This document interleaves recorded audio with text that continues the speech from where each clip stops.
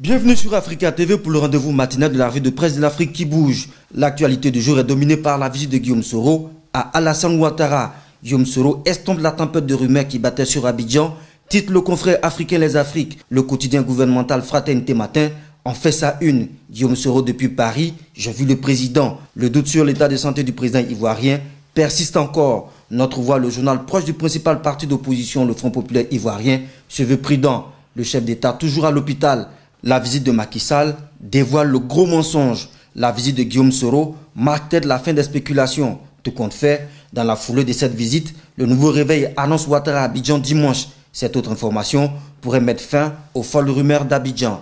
Sur d'autres cieux, le Nigeria célèbre ce jeudi le centenaire de son unification. L'hôte de marque de ces festivités, comme l'annonce le panafricain Jeune Afrique, est François Hollande, le président français. En marge de cette célébration, le Nigeria organise une conférence internationale sur la paix et la sécurité. Goodluck Jonathan veut compter sur l'expertise française en matière de renseignement et souhaite l'aide de la France pour le réchauffement des relations du Nigeria avec le voisin camerounais. Omar El-Béchi est en République démocratique du Congo. Le site panafricain Œil d'Afrique, l'autre regard sur l'Afrique, revient sur le déplacement à risque du président soudanais. Omar El-Béchi à Kinshasa. 90 associations réclament son arrestation. Présent à Kinshasa dans le cadre du sommet des chefs d'État et de gouvernement du marché commun de l'Afrique de l'Est et australe, Omar El-Béchi défie à nouveau la Cour pénale internationale qui a lancé contre lui un mandat d'arrêt international. Omar El-Béchi bénéficie de la protection de l'Union africaine et de la solidarité parfois incompréhensible des chefs d'État du continent, selon le confrère. Restons toujours avec l'œil d'Afrique. Pour terminer cette revue,